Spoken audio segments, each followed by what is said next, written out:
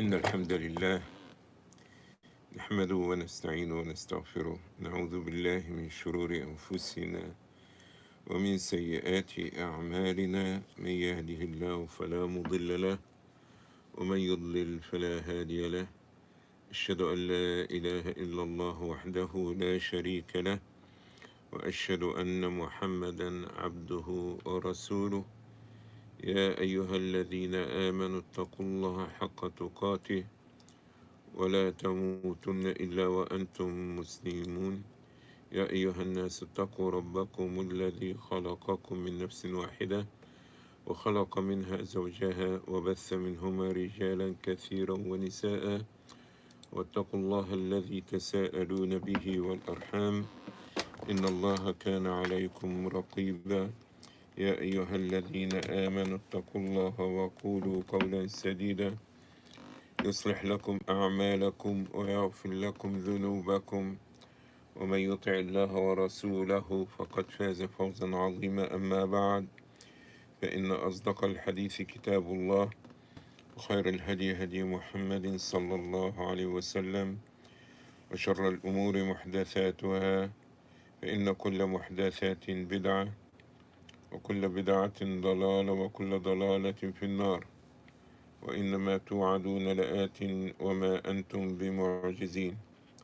Greet you all with the greeting of Islam. Assalamu alaikum wa rahmatullahi wa barakatuh. May the peace and the blessing of Almighty Allah be with you all.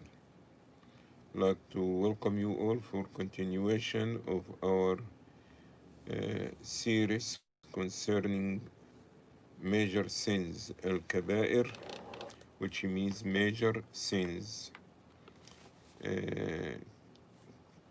To this afternoon, we're going to be doing segment number 22, inshallah, which talks about unlawful property, earning or consuming wealth acquired in an unlawful manner. To make it simple, we talking about the haram and the prohibition of taking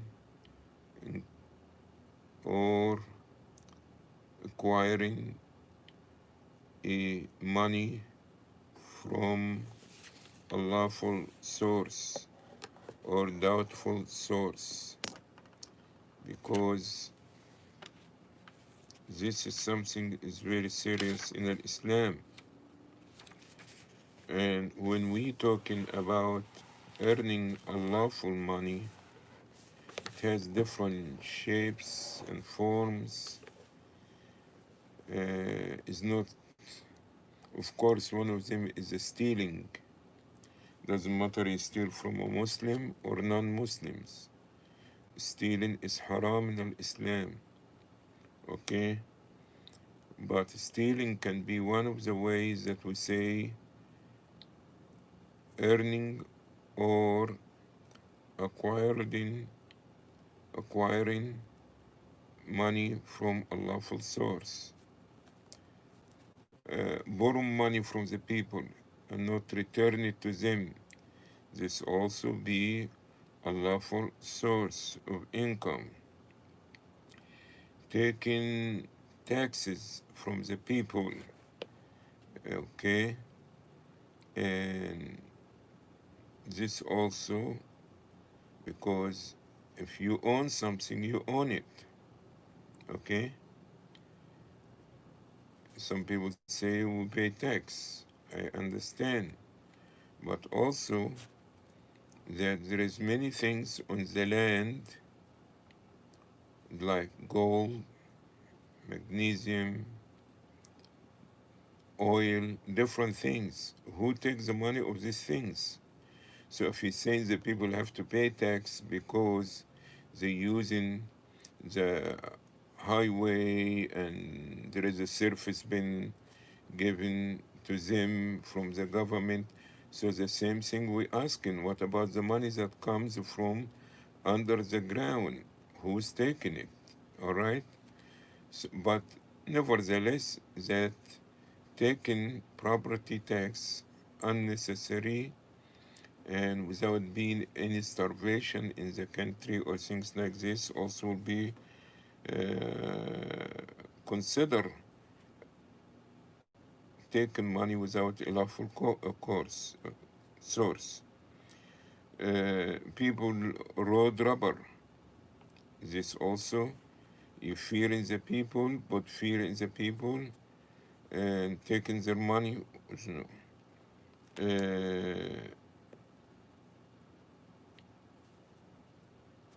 uh, uh, gambling. This also is taking money without a lawful source. Deceiving the people.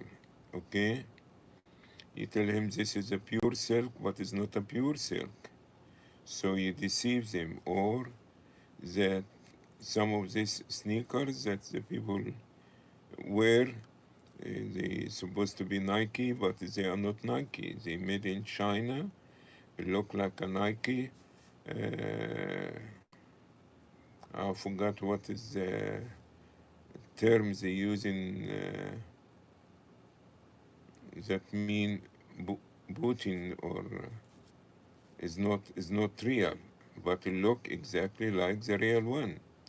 So here is the sneakers that you a real one or Nike, maybe about $200-300.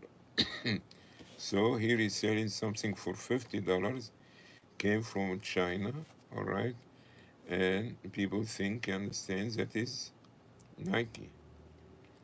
Taking copyright things and producing it, all right, taking people property due to the fact that you in the army or you part of the offices, governor offices. So anything that you did not take, you take it from the people without just cause, that you did not give them service, that you did not, they did not,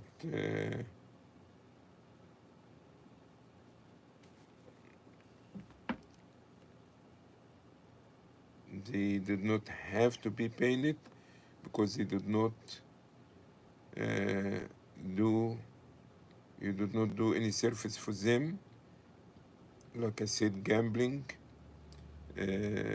deceiving, borrow money and not return it, and of course also that taken usury and what's the other word, interest. Okay, in Islam, yes, it's good that you can lend somebody money, but you do it for the sake of Allah. Okay, but you did not lend him $1,000, and now in the end of the month he have to pay you $1,100. So we're supposed to be helping one another, not to take advantage of one another. When somebody who's in needy or doesn't have enough to accomplish what they're trying to do, you're supposed to assist these people, not to take advantage of them. So now here he say, okay, you give me $100, you give me $1,000 loan, and in the end of the month, this thousand became 1,100, 1,100 now. Another month would be 1,200. So the way of consuming a lawful wealth, it have a different ways. And these things is forbidden in Islam, is not acceptable. Allah subhanahu wa ta'ala say, وَلَا تَأْكُلُوا أَمْوَالَكُمْ بَيْنَكُمْ بِالْبَاطِلِ. This Surah Al-Baqarah, verse 188, that Allah subhanahu wa ta'ala is saying, وَلَا تَأْكُلُوا أَمْوَالَكُمْ بَيْنَكُمْ بِالْبَاطِلِ. And do not consume your wealth among yourselves in falsehood. So you did not do anything, you understand, to be taking this money. All right? So Allah subhanahu wa ta'ala forbidden us to take other people property. We have the blood of the people, the honor of the people, and the property of the people are sacred. Okay? Yes. Ibn Abbas, may Allah be pleased with him, saying, باليمين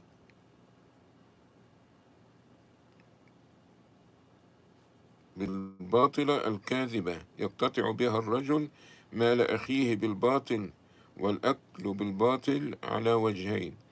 That means you swear that this is yours. This is my money, but it's not your money. Okay? Now, because you well known among the people, people say, yes, this is your money. We don't know this man. Okay? So any tricky way, there is nothing acceptable in Islam to be a tricky way.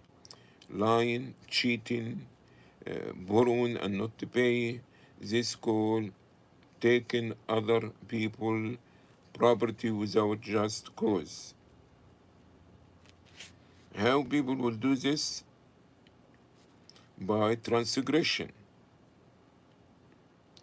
You steal, you betray the person, or you taken it by force because you're more powerful, or you have connection with the mayor or something like this.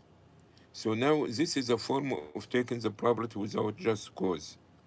The other cause, that by gambling, by joking, the Prophet ﷺ is saying, إن رجالا يتخوضون في مال الله بغير حق فلهم النار يوم القيامة. Some people, the Prophet ﷺ saying that some people, they mishandling the money, which is the favor of Allah subhanahu wa ta'ala for the people, without just cause. For them it will be hellfire in the day of judgment.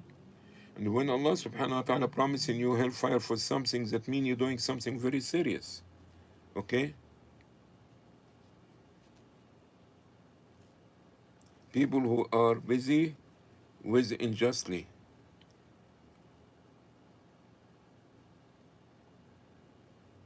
acquiring Allah His wealth, whatever comes to him, anyway, doesn't matter. Property, cheating, gambling, stealing, selling false items, okay, will deserve the fire on the day of judgment. He listened to Hadith Rasulullah sallallahu alaihi wasallam in collection of Imam Muslim rahmatullah alayhi. حين ذكر النبي صلى الله عليه وسلم الرجل يطيل السفر أشعث أغبر يمد يديه إلى السماء يا رب يا رب ومطعمه حرام ومشربه حرام وملبسه حرام وغذي بالحرام فأنا يستجاب لذلك. The Prophet ﷺ mentioned a man who go in a long journey, and you can see him tired and fatigued and disheveled, okay? He stretches his hands to the sky and say, oh Allah, help me, oh Allah, give me such and such. But this person who raising his hand, begging Allah, the Prophet says that his income is haram. The clothes that he wearing, he bought it from haram income. The food that he buying, bought it from money that he acquired in haram. How Allah will answer such person call? So that means earning the haram, taking people property unjustly, this will block your dua to be answered. And this shows you how serious it is. You can be crying to Allah, you can be traveling long distance, you can be so miskeen, but since you did not purify your income, Allah is not going to answer your call.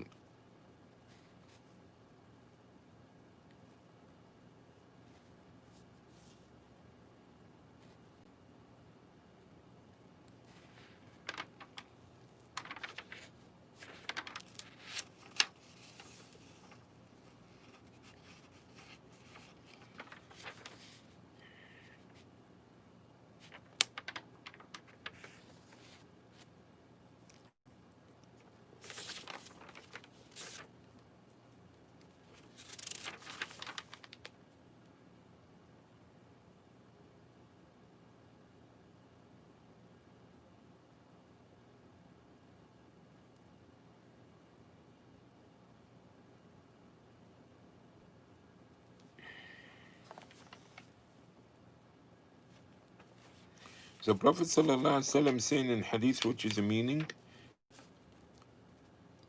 we put people in some offices.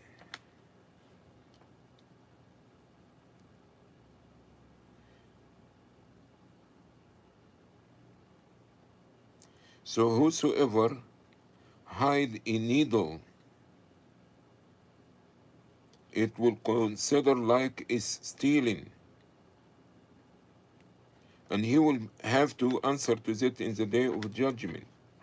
That is that you've been put in an office and you have a certain salary, $1,000, $2,000, whatever it is. You are not supposed to be benefiting from your this job anything beyond what been promised to you and what you agree. If you take even a pen, okay, a pen, you can buy two, three like this for $1, as example. It to you is like nothing. You know, like as example, some people in their jobs, which is a government job or other people jobs, and you only working there, you get a salary. But you could not go, you understand, bring your daughter homework and go make her Xerox copy each paper 10, 15 times, unless you're going to ask the people who are in charge of this office, the people who own this business. But if you have a specific salary that you're receiving from your company, you are not supposed to make any kind of benefit out of this office, even if it's the price of a needle. And in the day of judgment, you have to be answering for this.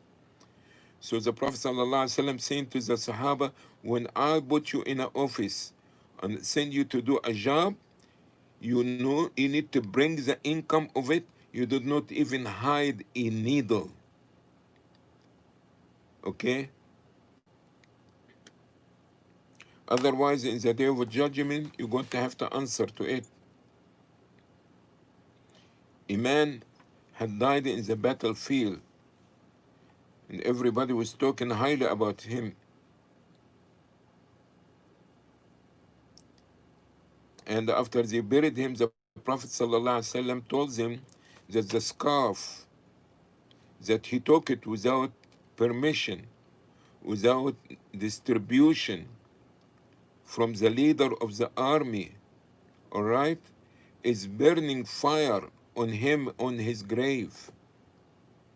The man died in the battlefield, that means he's a martyr, he's a shaheed.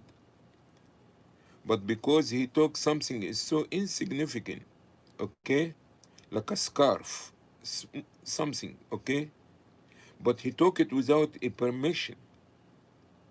The leader of the army, he distributes the spoils of the war, gave everybody share.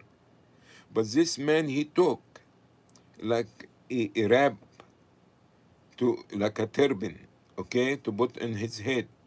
But he took it without permission. So although that he's a martyr, but the Prophet ﷺ says this was kindled like a fire on him in his grave.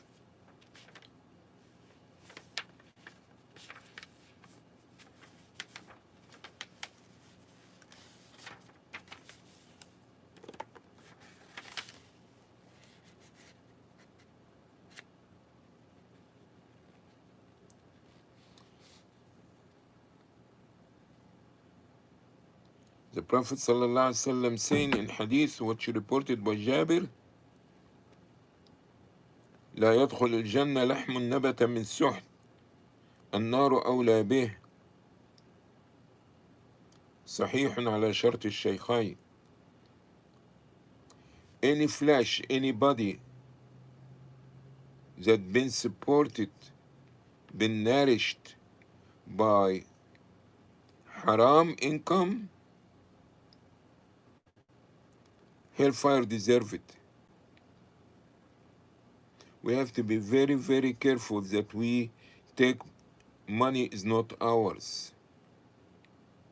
Doesn't matter whatever form that you earn, you got this money. Anything that you have a contract with somebody, you take what according to the contract. but you did not take even 1 inch more unless the people approve it and the people who own the property or the factory allow you to take it. Do not try to make any benefit out of it. Same wise, if the people is supposed to be working 8 hours there, and after this, Anderson, after 7 hours, you leave the job and go. So in actuality, you had took a lawful 1 hour because they paying you for 8 hours. So you went to the job, but you work only 7 hours. Okay? So now they still paying you, assuming that you work for 8 hours. So this, when you add in this hour a day, by the end of the week, this is a whole day.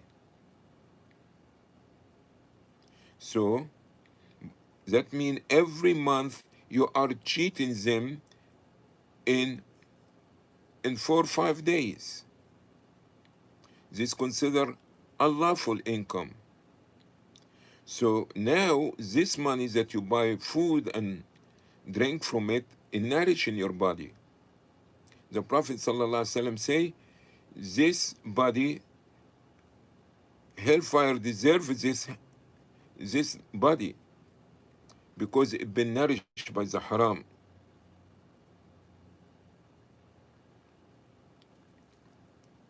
So we have to be careful, my dear respected brothers and sisters, about anything that comes to our bucket, to our ma'idah, to our income.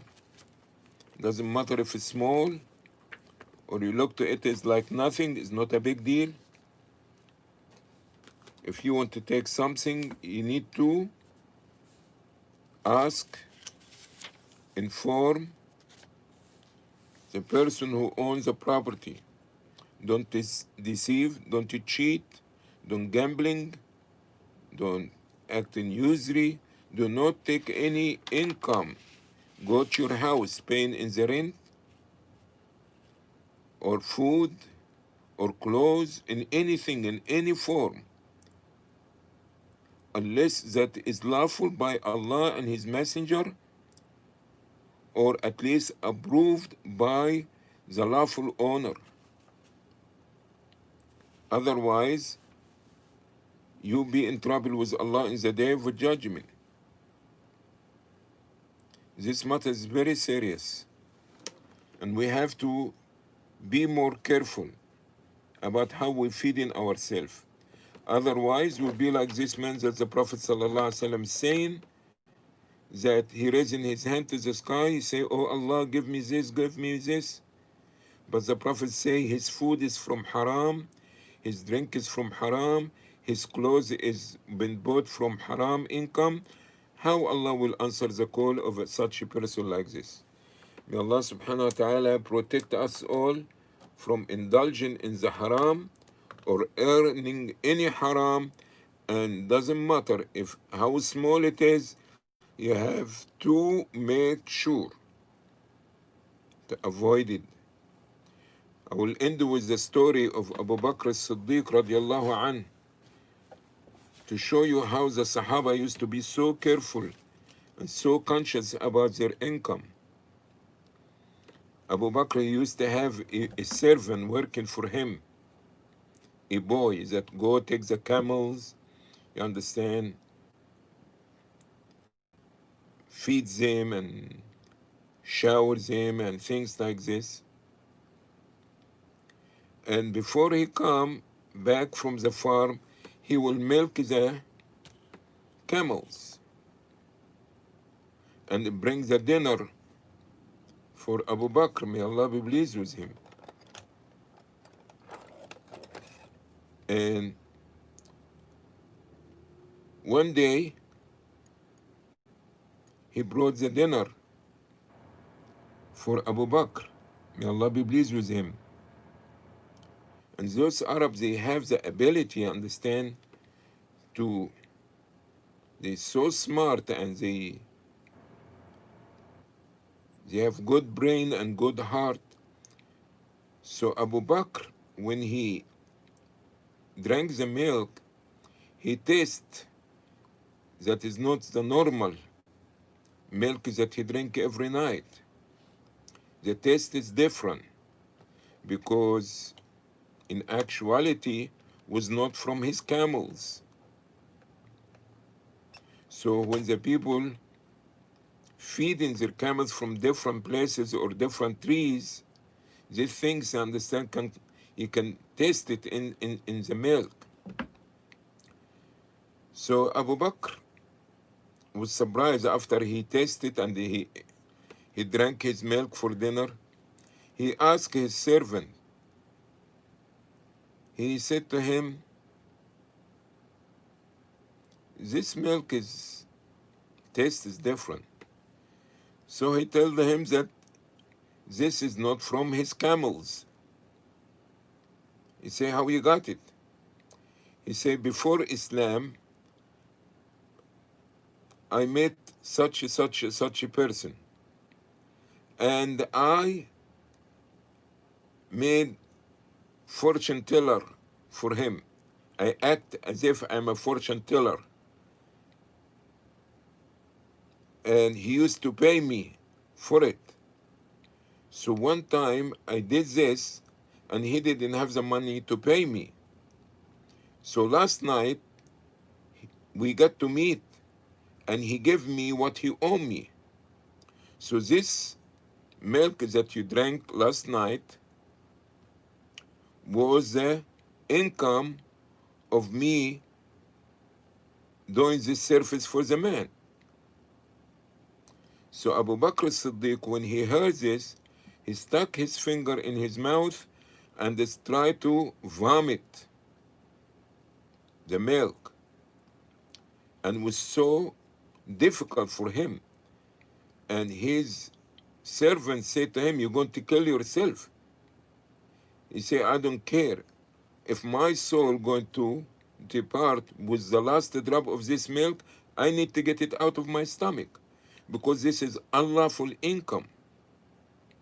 And when unlawful income goes in your blood, this is serious. So now when he got to know that his servant serve him with food that is not halal, or the income is not halal, now he was trying to get it out of his body. So we have to be careful. A lot of people work nowadays in the bank. A lot of people, you understand, they fraud money. Okay? Some people, you understand, they take people money as a loan and they did not return it back. All these things is haram. Some people selling haram stuff.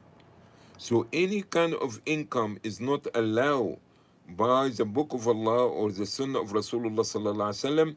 The Muslim will be better for them to starving and not to eat from it.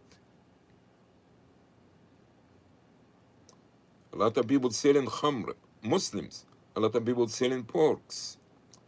A lot of people working, you understand, in farms, growing porks, pigs. Okay? A lot of people working in fashion. A lot of people producing music. So any kind of income that haram,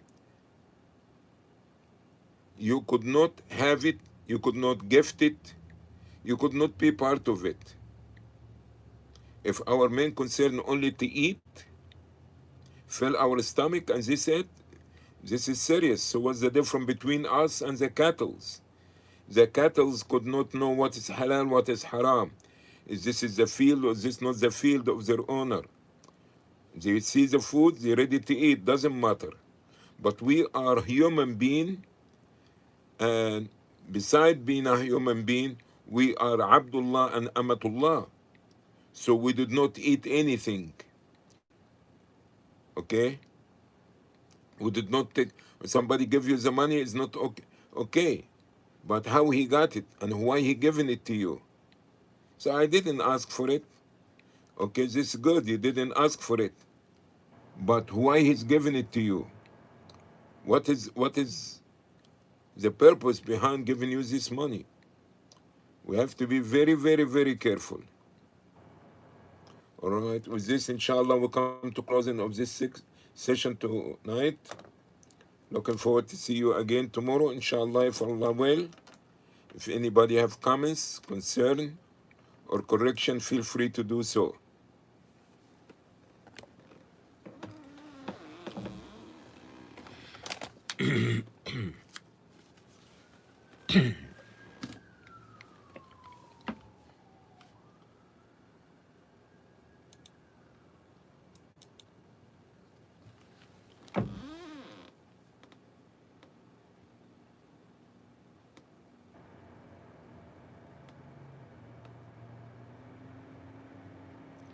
If not, I have to go because I have a Zoom meeting now. I have to go, inshallah, if nobody have any comments or concern. Thank you very much. سبحانك اللهم وبحمدك نشهد أن لا إله إلا أنت نستغفرك ونتوب إليك. Allah knows best.